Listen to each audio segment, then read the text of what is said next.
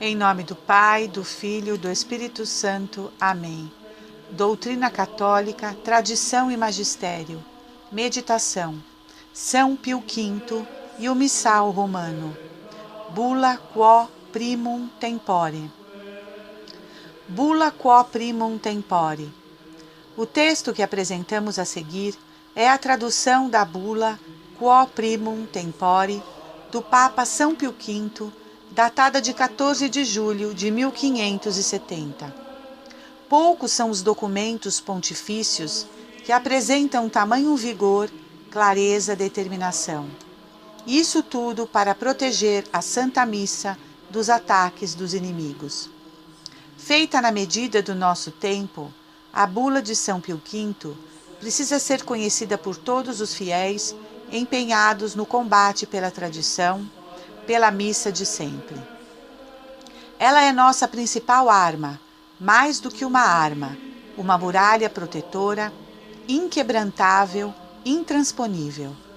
Por ser tal, sua leitura nos traz um aumento de convicções e de fé, nos preparando assim para resistir aos ataques modernistas, à marginalização inevitável que sofremos e que devemos saber oferecer como sendo nosso martírio, nosso sangue derramado todos os dias. Não foi por acaso que tivemos São Pio V para nos confortar com esta bula. Não foi por acaso que tivemos São Pio X, um Papa Santo que também nos protegeu do modernismo. Que eles intercedam por nós hoje, para que não sejamos menos corajosos do que eles foram e para que nosso combate nos sirva para a vida eterna. Dom Lourenço Fleshman. Segue abaixo a bula quo primum tempore. Pio Bispo, servo dos servos de Deus, para a perpétua memória. Desde que fomos elevados ao ápice da hierarquia apostólica, de bom grado aplicamos nosso zelo e nossas forças e dirigimos todos os nossos pensamentos no sentido de conservar na sua pureza tudo o que diz respeito ao culto da Igreja. O que nos esforçamos por preparar e, com a ajuda de Deus, realizar com todo o cuidado possível. Ora, entre outros decretos do Santo Concílio de Trento, cabia-nos estabelecer a edição e correção dos livros santos, Catecismo, Missal e Breviário.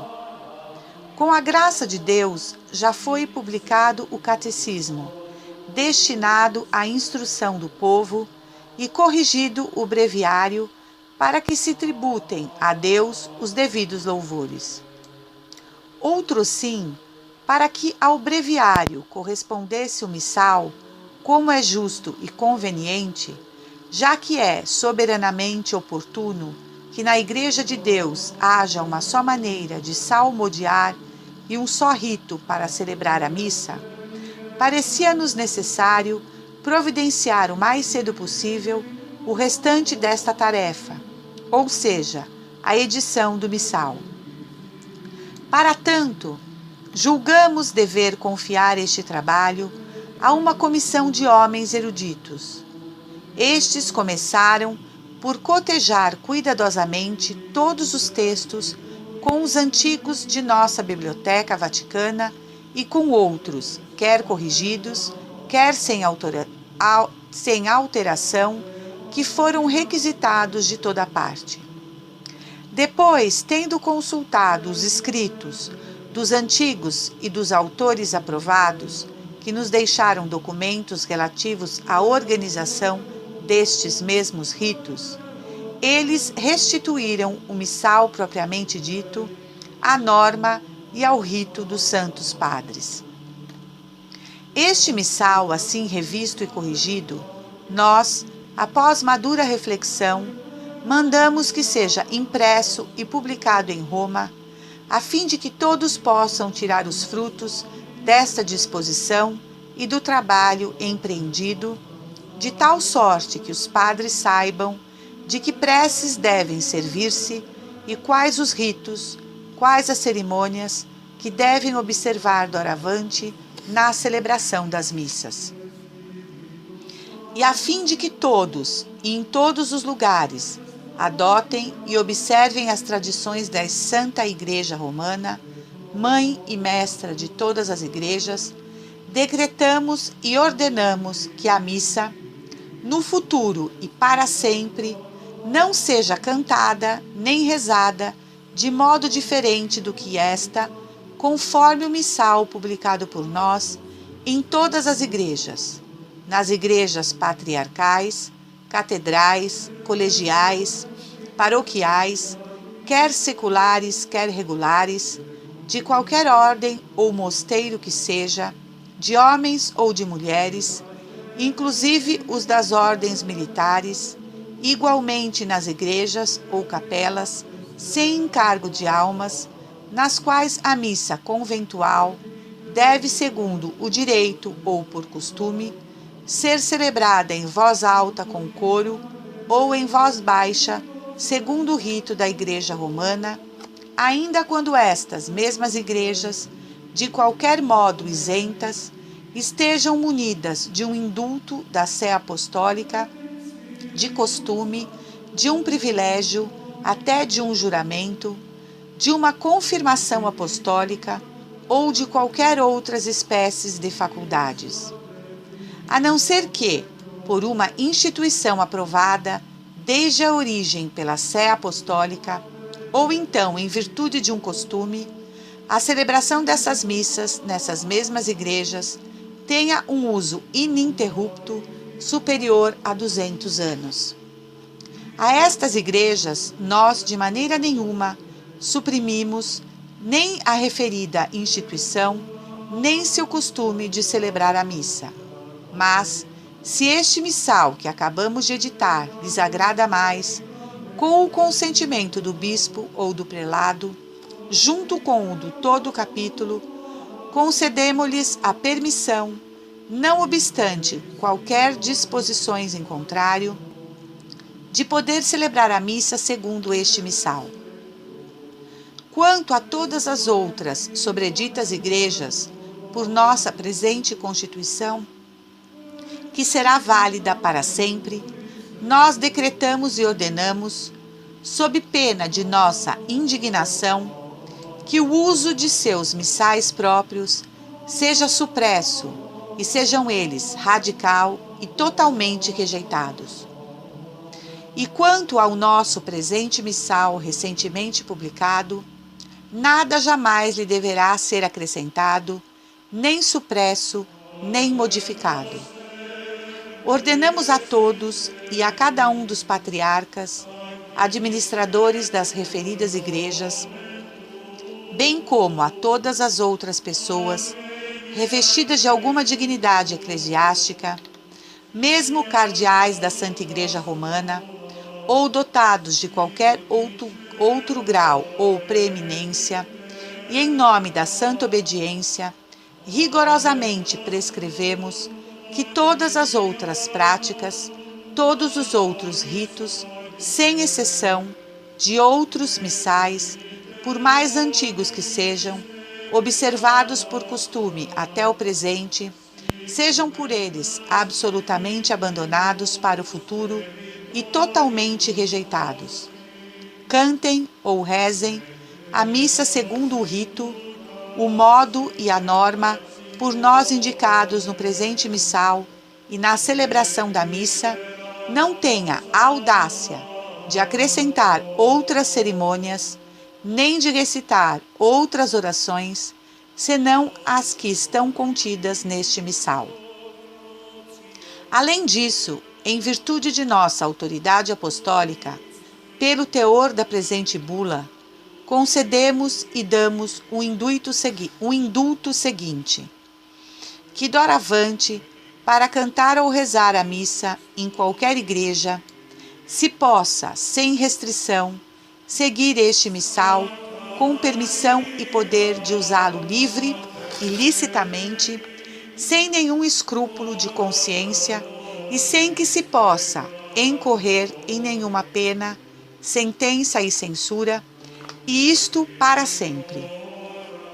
Da mesma forma, decretamos e declaramos que os prelados, administradores, cônegos, capelães e todos os outros padres seculares, designados com qualquer denominação ou regulares de qualquer ordem, não sejam obrigados a celebrar a missa de outro modo que o que por nós ordenado, nem sejam coagidos e forçados por quem quer que seja a modificar o presente missal e a presente bula, não poderá jamais, em tempo algum, ser revogada nem modificada, mas permanecerá sempre firme e válida em toda a sua força.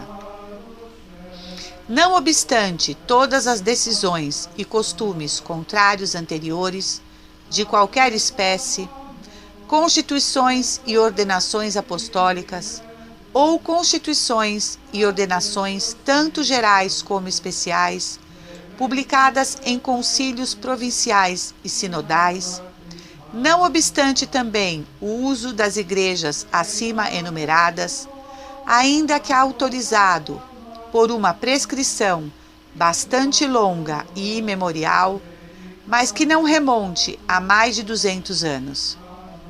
Queremos, e pela mesma autoridade, decretamos que, depois da publicação de nossa presente Constituição e deste missal, todos os padres sejam obrigados a cantar ou celebrar a missa de acordo com ele. Os que estão na Cúria Romana após 1 mês. Os que habitam aquém dos Alpes dentro de 3 meses. E os que habitam além das montanhas após 6 meses, ou assim que encontrarem este missal à venda.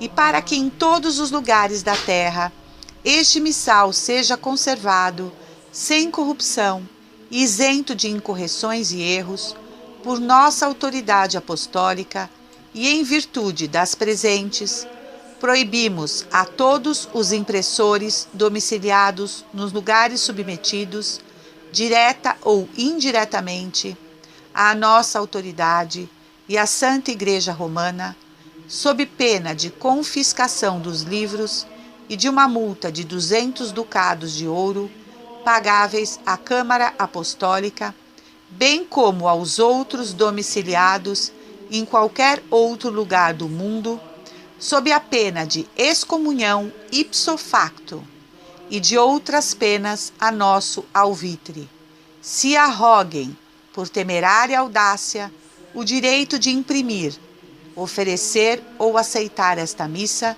de qualquer maneira sem nossa permissão ou sem uma licença especial de um comissário apostólico por nós estabelecido, para estes casos, nos países interessados, e sem que antes este comissário ateste plenamente que confrontou com o missal impresso em Roma, segundo a impressão típica, um exemplar do missal destinado ao mesmo impressor, que lhe sirva de modelo para imprimir os outros, e que este concorda com aquele e dele não difere absolutamente em nada.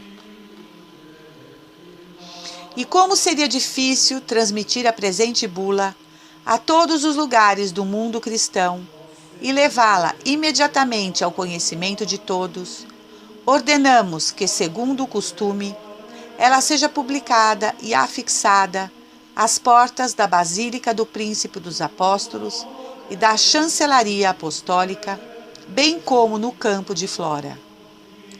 Ordenamos igualmente que aos exemplares, mesmo impressos desta bula, subscritos pela mão de um tabelião público e munidos, outrosim, do selo de uma pessoa constituída em dignidade eclesiástica, seja dada no mundo inteiro a mesma fé inquebrantável que se daria a presente, caso mostrada ou exibida. Assim, portanto, que a ninguém absolutamente seja permitido infringir ou, por temerária audácia, se opor à presente disposição de nossa permissão, estatuto, ordenação, mandato, preceito, concessão, indulto, declaração, vontade, decreto e proibição.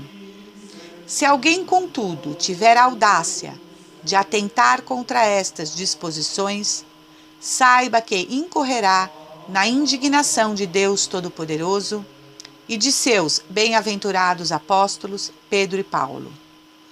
Dado em Roma, perto de São Pedro, no ano da encarnação do Senhor, 1570, no dia 14 de julho, quinto do nosso pontificado, Pio V. No ano de 1570, no dia 19 de julho, quinto ano do pontificado do nosso Santo Padre em Cristo, Pio V, Papa pela providência divina, as cartas anexas foram publicadas e afixadas nas portas da Basílica do Príncipe dos Apóstolos e da Chancelaria Apostólica, e de igual maneira à extremidade do Campo Flora, como de costume, por nós, Jean Roger e Filiberte Capuz, camareiros, Chipico de Ottaviani, primeiro camareiro. Vamos agora a uma breve meditação do Padre Elcio Muruti sobre o Missal de São Pio V. Pode alguém pensar que São Pio V tenha reformado o missal romano e até fabricado um novo missal? Hoje seria possível entrar na cabeça de alguém tais conjecturas. Mas não foi isso, nem poderia sê-lo. São Pio V apenas restaurou, ou em outras palavras, codificou o missal. O Concílio de Trento publicou o catecismo destinado à instrução do povo e corrigiu o breviário. Quanto ao missal, era sobremaneira oportuno restaurá-lo para que houvesse um só rito para celebrar a missa. A edição do missal, tarefa que deveria ser efetuada o mais cedo possível, não o foi pelo concílio, mas por São Pio V. Aliás, já em julho de 1562, fora formada uma comissão de 7 padres com a finalidade de averiguar os abusos a serem corrigidos, fazer uma lista de novos cânones. Tudo isso foi submetido à discussão do Concílio de Trento. A tarefa se resumia em 5 pontos. Primeiro, unificar os missais. Segundo, purificá-los de qualquer erro. Terceiro, reconduzir o rito romano ao tipo exemplar de sua origem. Quarto, torná-lo obrigatório para todos. Quinto, respeitar, no entanto, os costumes legítimos e em vigor ininterrupto por mais de 200 anos. Acontece que o concílio se encerrou antes de ter podido realizar por si próprio estas resoluções tomadas. A tarefa ficou por conta do Santo Padre, o Papa que então era Pio IV e que morreu antes que os trabalhos estivessem concluídos. Seu sucessor Pio V realizou esta obra eminentemente religiosa. É este o grande santo que venceu, pelo Santo Rosário, os turcos muçulmanos em Lepanto. Como o plano do Concílio de Trento foi realizado, o próprio São Pio V explica-o no número 4 de sua bula Quo Primum Tempore. Julgamos dever confiar este trabalho a uma comissão de homens eruditos. O cardeal Ferdinando Antonelli diria: homens bem competentes. Estes começaram por cotejar cuidadosamente todos os textos com os antigos de nossa Biblioteca Vaticana, a mais completa do mundo no gênero. Havia ao todo quase 400.000 volumes. E com outros, quer corrigidos, quer sem alteração, que foram requisitados de toda parte. Depois, tendo consultado os escritos dos antigos, e de autores aprovados, que nos deixaram documentos relativos à organização destes mesmos ritos, eles restituíram o missal propriamente dito, à norma e ao rito dos Santos Padres. É necessário dizer que nesta comissão não havia observadores de irmãos recém-separados. Se os houvesse, com certeza não sairiam sorridentes e tão pródigos em elogios. Pela explanação acima, feita pelo próprio São Pio V, trabalho mais completo, mais seguro, mais perfeito, não seria possível realizar-se. Depois, não é só a erudição, a competência, mas, sobretudo, a santidade. É o que fez a diferença. Podemos dizer que este trabalho, pelo menos no essencial, foi suficiente para pôr um ponto final. E o indulto perpétuo é uma demonstração disso. E quantos séculos de posse tranquila? Quantas e quantas pessoas se santificaram celebrando ou assistindo?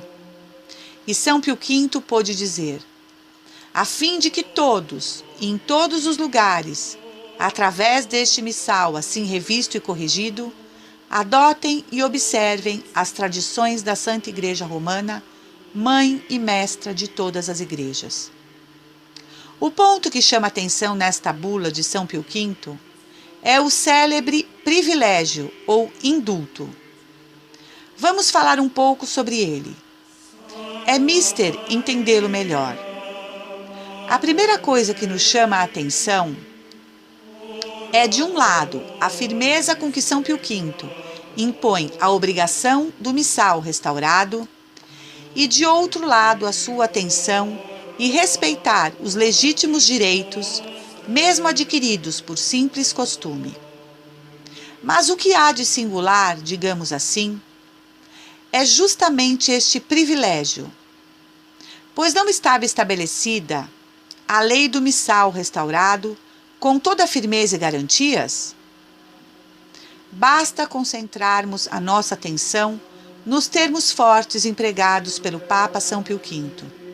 Por exemplo, por nossa presente Constituição, que seja válida para sempre, nós decretamos e ordenamos. E decretamos e ordenamos que a missa no futuro e para sempre não seja cantada nem rezada de modo diferente do que esta, conforme o missal publicado por nós. E no fim da bula diz: assim, portanto, que a ninguém absolutamente seja permitido infringir ou, por temerária audácia, se opor à presente disposição de nossa permissão, estatuto, ordenação, mandato, preceito, concessão, indulto, declaração, vontade, decreto e proibição. Se alguém, contudo, tiver a audácia de atentar contra estas disposições, saiba que incorrerá na indignação de Deus Todo-Poderoso e de seus bem-aventurados apóstolos Pedro e Paulo. Este indulto é bem diferente daquelas permissões de continuar usando os missais em uso aprovado e contínuo por mais de 200 anos. Aliás, estes missais são fundamentalmente idênticos ao missal romano. Há apenas algumas variantes secundárias. O que se deve notar é que este privilégio é acrescentado à própria lei que decreta e ordena o uso do missal restaurado. E o indulto é para dar uma nova força à lei que, como acabamos de ver, já não podia ser mais forte e segura. Por que isso? Só um outro Papa, e mesmo assim, só em pontos acessórios, poderia modificar o presente missal e impô-lo com estas alterações. Então, neste caso, prevendo esta possibilidade, São Pio V deu este indulto. Entre aqueles que detêm o poder supremo, como é o caso dos papas, ninguém pode obrigar o seu igual.